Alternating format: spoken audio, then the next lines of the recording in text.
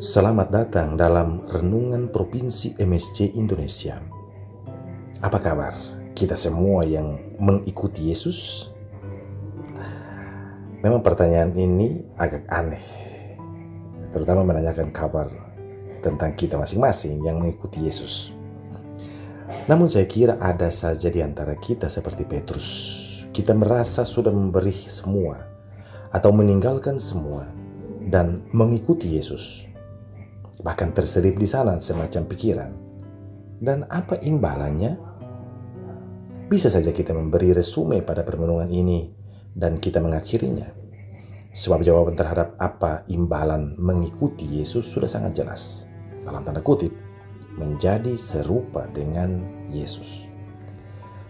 Tidak ada yang namanya imbalan, entah dalam bentuk uang, harta, gaji, atau juga kekuasaan. Sebab yang diperoleh para pengikut Yesus yang benar adalah jalan pelayanan dan pemberian diri secara cuma-cuma. Sebab Yesus sudah memberikan juga secara cuma-cuma.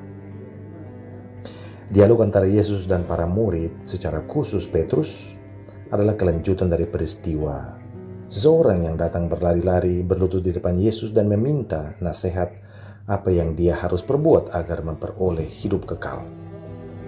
Dalam dialog itu, Yesus menyebut bahwa syarat untuk memperoleh hidup kekal adalah menggenapi hukum kasih, yakni 10 perintah Allah. Namun ada sebuah catatan dari Yesus yang mungkin menarik kita renungkan.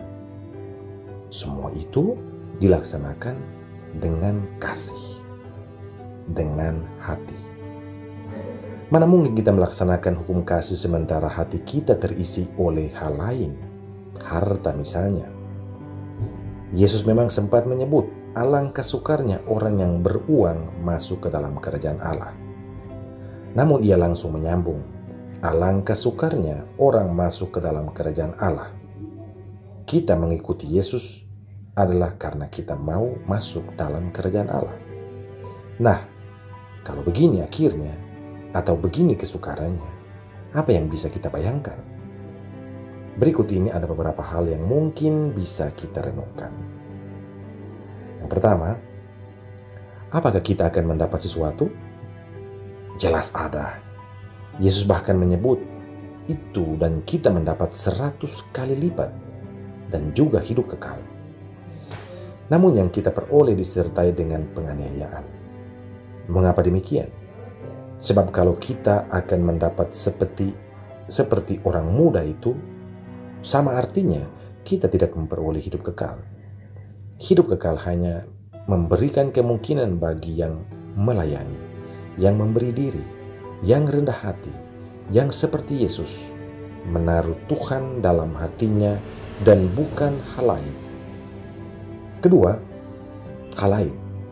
Jika Yesus yang menjadi titik penting, biarlah dia yang membimbing kita, jangan yang lain atau hal lain, alias kita hanya menaruh setengah atau seperempat dari ruang hati kita untuk Yesus. Apalagi kepentingan-kepentingan itu bersifat pribadi, ego, dan seterusnya yang hanya berorientasi pada harta atau juga kekuasaan. Yang ketiga, mengikuti Yesus bukan seperti sebuah bisnis. Di sini nggak ada untung dan rugi, apalagi soal naik pangkat dan seterusnya. Ini soal belajar rendah hati, belajar sabar, belajar melayani, memaafkan, belajar menjadi yang terakhir dan bukan yang pertama. Akhirnya, apakah Anda siap menjadi yang terakhir di tengah kondisi di mana menurut Bulla Paus untuk tahun jubileum ini, Spes Non Confundit nomor 4, kita sangat suka dengan, dalam tanda kutip, di sini dan sekarang. Artinya, kita selalu suka yang ekspres. Bahkan, agar masuk kerajaan surga, kita juga senang yang ekspres. Sangat berbeda dengan prinsip Yesus kan? Mari kita bermenung.